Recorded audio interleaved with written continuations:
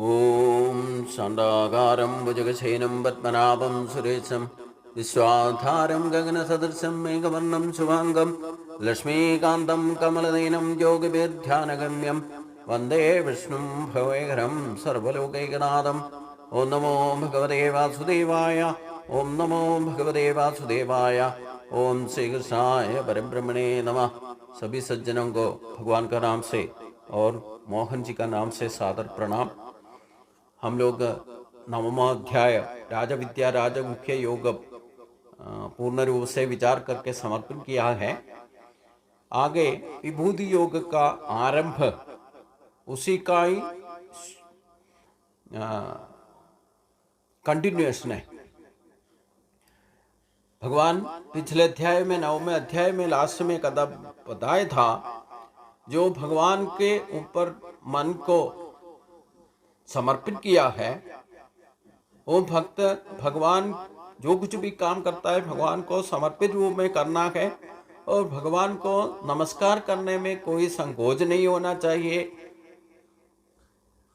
वैसे भगवान को ही परमा आश्रय बनकर के जो अपना जिंदगी जीता है वो भगवान को ही प्राप्ति करेगा करके भगवान बताया।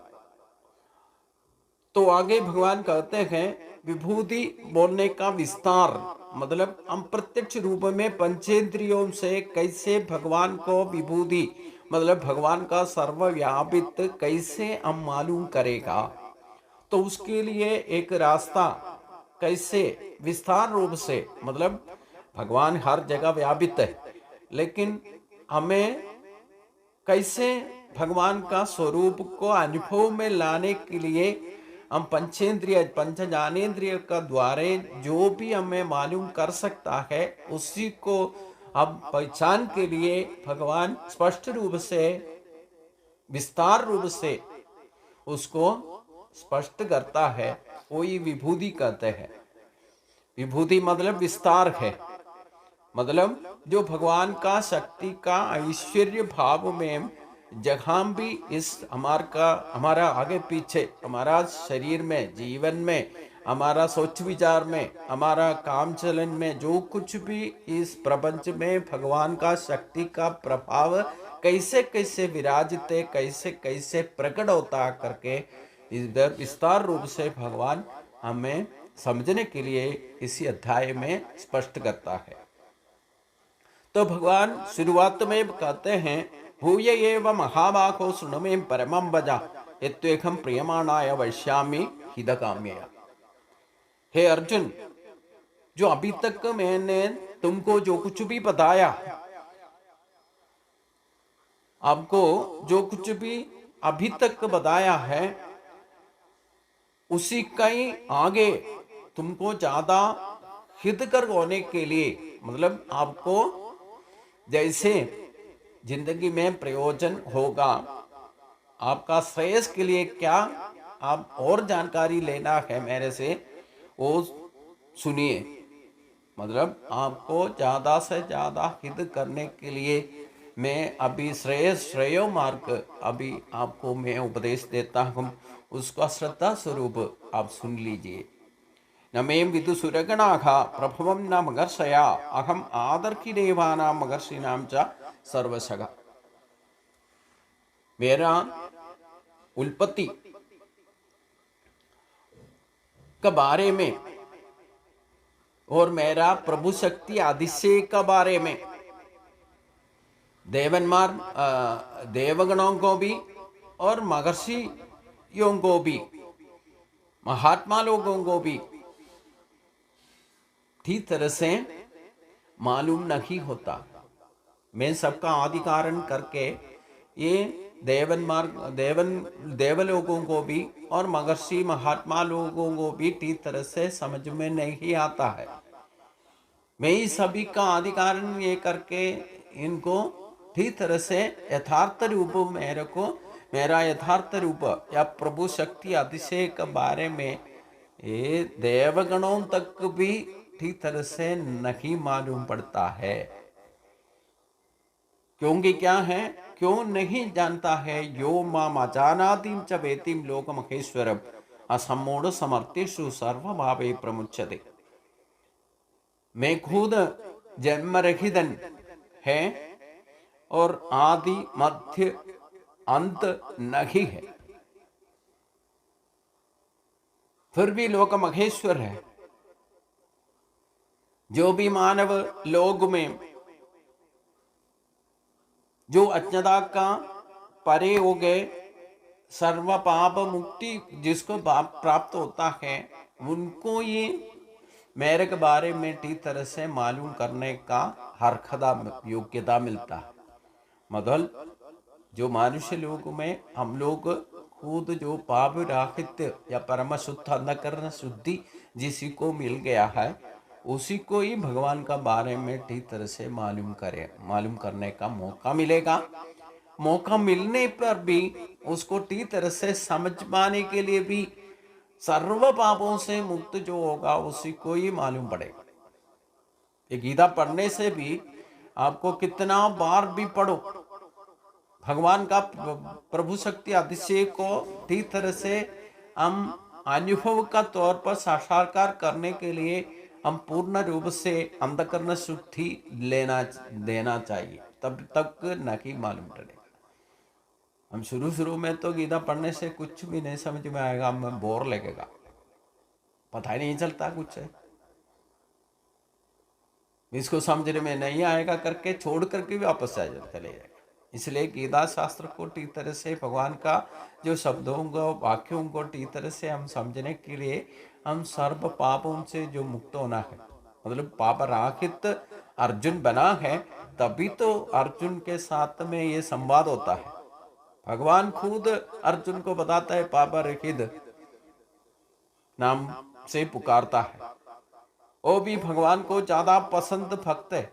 ये युद्ध भूमि में कितना लोग खड़ा है, भगवान का धर्मवक्ष में भी अधर्मवक्ष में भी कई लोग भगवान का भक्त बन करके खड़ा है, लेकिन और किसी को भी ये वहाँ भगवान का उपदेश सुनने का ये मौका मिलने पर भी एक युद्ध भूमि में सभी का सामने हो रहा है, लेकिन अर्जुन छोड़ करके किसी को सुनने का ही योग्यता नहीं है उधर, बाकी सब स्टिल हो गया।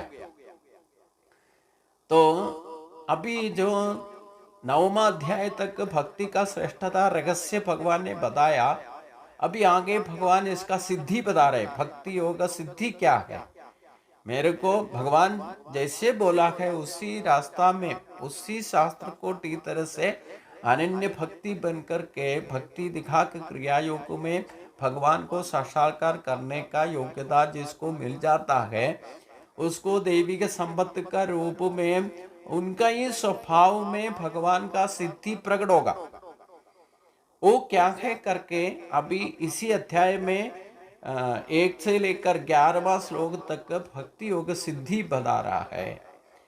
इसका तरीका क्या है, इसका योग्यता क्या है, ये सब कुछ पहले भगवान ने स्पष्ट किया है, क्योंकि ये प्रभु शक्ति अतिशय का बारे में मैं ही सभी का अधिकार ने करके देवलोगों को भी नहीं मालूम, सप्तर्षि जैसे महर्षि लोगों को भी ठीक तरह से नहीं मालूम, फिर किसको मालूम करने का योग्यता है, जो भी भक्त पाप मुक्ति लिया है, मतलब सर्व पापों से जो मुक्ति अंधकरण शुद्धि हासिल किया है, उसी को ही मेरा बारे में ठीक तरह से समझ में आएगा, मेरा शक्ति अतिशय को उसी को मालूम करेगा, तो उनको ही भक्ति योग सिद्धि का योग्यता मिलता है।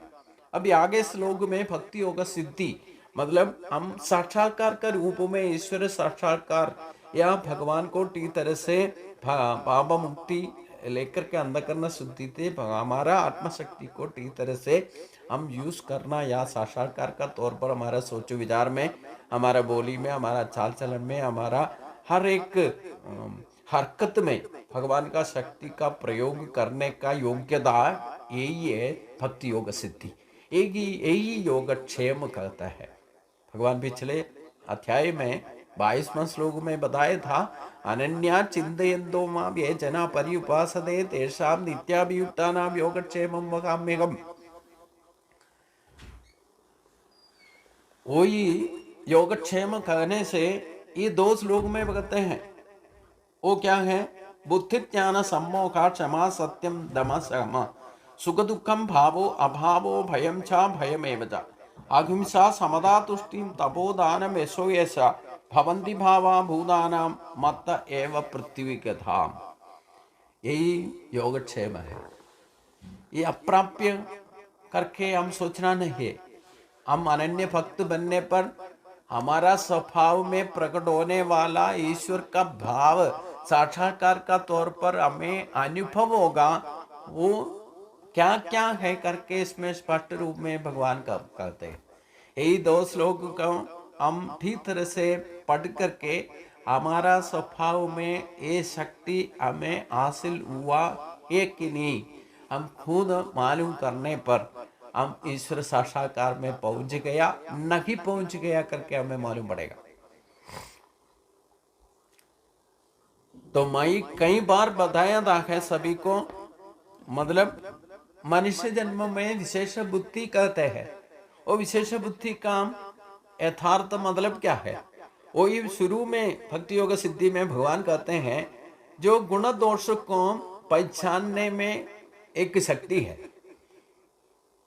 वही विशेष बुद्धि कहते हैं। वही भगवान शुरू में कहते हैं बुद्धि ज्ञान सम्मोहा।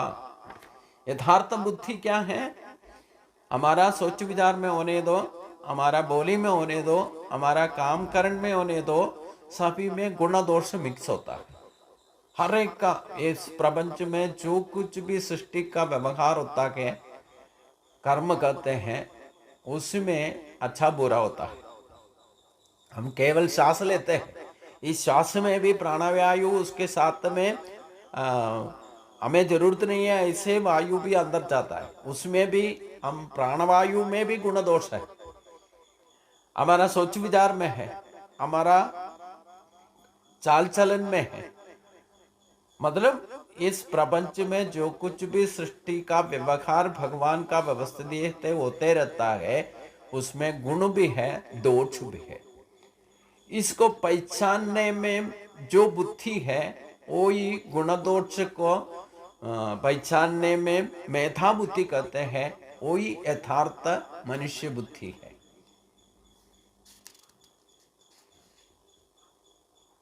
ये शक्ति भगवान से ही मिलता है। और आत्मा विषय का तौर पर जो जानकारी मिलता है, आत्मा ज्ञान जो है, वो भी भगवान का कृपा से, भगवान का शक्ति का प्रभाव है। हमारे ही आत्मा शक्ति में भगवान का बारे में ये सब कुछ गुण हमारा आत्मा शक्ति में निर्भर है।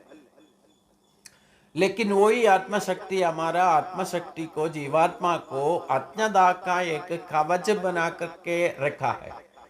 वो भी 3 तरह का कवच है। एक तमोगुण से बना हुआ है, एक रजोगुण से है, एक सत्वगुण से। इसी के अंदर जैसे खजना में, सुरक्षा में हम एक सिक्योरिटी खजना, हमारा संपत्ति जो है अनेक रक्षा कवच के अंदर हम रक्षा करने का एक खजाना में, एक पेटी में रखता है, समझे। वैसे ही हमारा जीवात्मा का शक्ति को 3 कवच से अंदर सुरक्षा का तौर पर देखभाल करते हैं भगवान। इसी को हम योग साधना से जब तब जो कुछ भी ये साधना बल बोला है, इसी को यथार्थ भक्ति का मतलब क्या है? भक्ति योग में ये कवच को भेदना, इसको परे अंदर जो है आत्मज्ञान को हम हासिल करना है, तो ये अज्ञाता का कवच को तोड़ना है, उसको नाश करना है। और नाश करने पर आत्म विषय ज्ञान हमें प्राप्त हो। इसी को आत्मज्ञान कहते हैं। वो ही भगवान का स्वरूप है। भगवान का पूरा शक्ति हमारा ही अंदर, जीवात्मा का स्वरूप में हमारा ही अंदर रखा हुआ है, लेकिन हम लोगों को मालूम नहीं पड़ता। मालूम पड़ने का कारण क्या है? अज्ञाता का 3 कवच है। वो तमोगुण से और रजोगुण से और सत्वगुण से, ये 3 गुणों का हमारा स्वभाव में प्रकट होने वाला ये स्वभाव का वजह से अज्ञता का कवच के अंदर ही रखा है जीवात्मा का शक्ति। इसका गुण दोष को उसको हासिल करने से गुण क्या है, उसको हासिल नहीं करने पर दोष क्या है, ये दोनों हम पहचानने का बुद्धि है, श्रेष्ठ बुद्धि कहते हैं। वो भगवान को भक्ति करने पर पहले हमें ये बुद्धि देगा, मतलब मेधा बुद्धि, इसी को बोलते हैं सूर्य बुद्धि बोलते हैं। मतलब हम गायत्री मंत्र को उपासना करने से ये मेधा बुद्धि, सूर्य बुद्धि के लिए प्रार्थना करते हैं। दियो यो न प्रचोदयात्, सूर्य बुद्धि हमें प्रदान करो करके हम प्रार्थना करता है। केवल हम 6वां अध्याय में पढ़ा था, ये योग भगवान ने सबसे पहले उपदेश दिया था सूर्यदेव को। कल्पांत काल सृष्टि शुरू होने पर सूर्यदेव का धर्म को यथाविधि व्यवस्था, कल्पांत काल पूरा सूर्य धर्म यथाविधि परिपालन में कोई शब्द नहीं होना चाहिए। इसलिए भगवान ने एक आत्मज्ञान, मतलब ये योग जो अभी हमें बता रहा है, गीता का द्वारा बता रहा है, ये योग भगवान ने पहले उपदेश दिया था, सूर्यदेव को दिया था। वो 100% आज भी परिपालन करने वाला केवल सूर्यदेव है। उसका कोई शब्द हो गया तो हमारा प्रपंच, ये लोग पूरा नाश में पड़ जाएगा।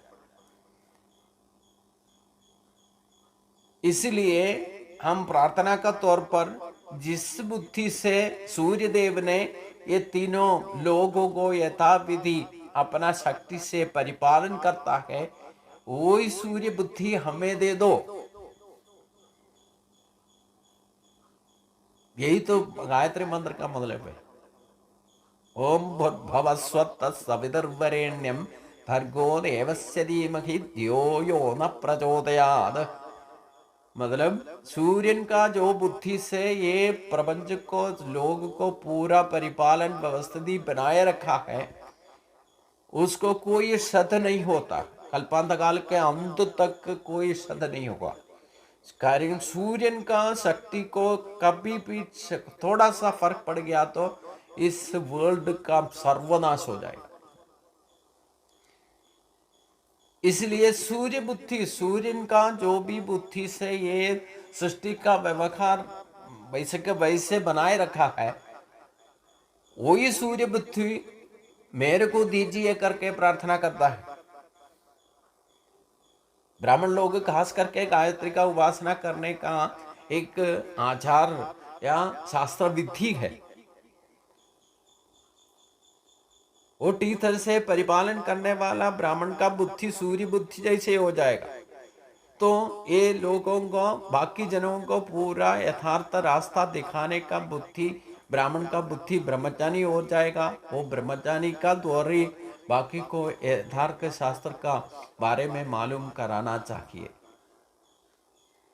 तो इसके खास बात यह है, यह अज्ञता का कवच भेद के अपना आत्मज्ञान को बाहर करने से वही सूर्य बुद्धि है, वो भी ब्रह्मज्ञान है।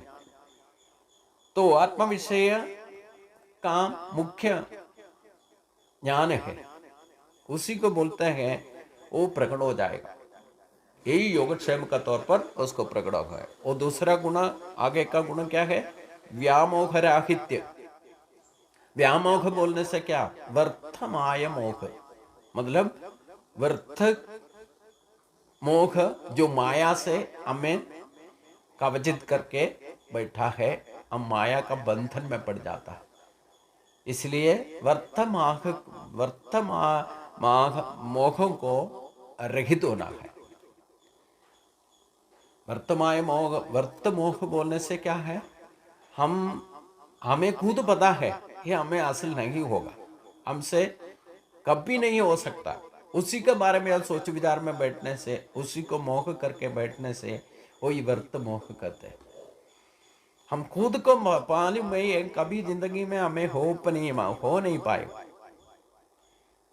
फिर भी हम सपना देखते रहता है, ये हमें मिलना चाहिए, वो चाहिए, ये चाहिए, सोच करके हमारे उसका कोई कैपेसिटी नहीं है, फिर भी उसके बारे में सोच विचार करके बैठा है, उसको वर्त मोह कहते हैं।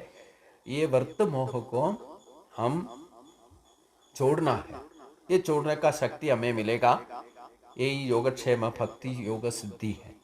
और क्षमा गुण, क्षमा करने का भाव हमारा स्वभाव में हासिल होना चाहिए, वो भगवान का कृपा से ही मिलेगा। और सत्य का परिपालन करने का तरीका, हम सत्य दिशा में रहना है, ये भी एक दैविक संपत्ति है। और इंद्रियों का नियंत्रण, वो भी भगवान को हम पूर्ण रूप से शरणागति पाने वालों को ही इंद्रिय नियंत्रण की तरह से हो पाएगा, क्योंकि इंद्रियों का ईश्वर ऋषिकेश है, भगवान खुद है। इसलिए भगवान दूसरा अध्याय में बताया था ना, इंद्रियों को नियंत्रण करने के लिए मेरे को शरण में आ जाओ। तानि सर्वाणि संयम्य युक्त आसीत मल्परवशेखे सेन्द्रियाणि तस्य प्रज्ञा प्रदेशिता।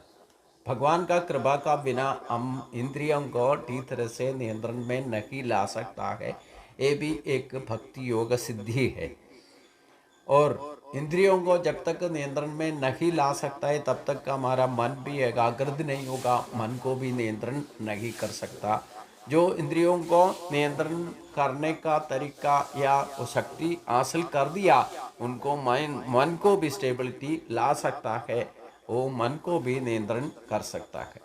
और सुख दुख, जो उत्पत्ति विनाश, जो भय और भयम निर्भयत्व, अहिंसा, ये समभावना और संतृप्ति, तपस्, दानम, सलकीर्ति, दुष्कीर्ति, ये सभी हमें प्रकट होने वाला भाव है, मतलब स्वभाव है। ये भगवान से ही मिला हुआ है। ये व्यत्यस्त भाव स्वभाव का तौर पर हमें प्रकट होता है। हमारा ही जीवात्मा का भाव हमारा स्वभाव का दायरे प्रकट होगा। अगर हमने हमारा आत्मशक्ति को प्रभावित कर दिया तो ये अच्छा गुण सब प्रकट हो जाएगा, हमारा स्वभाव शुद्धि बन जाएगा।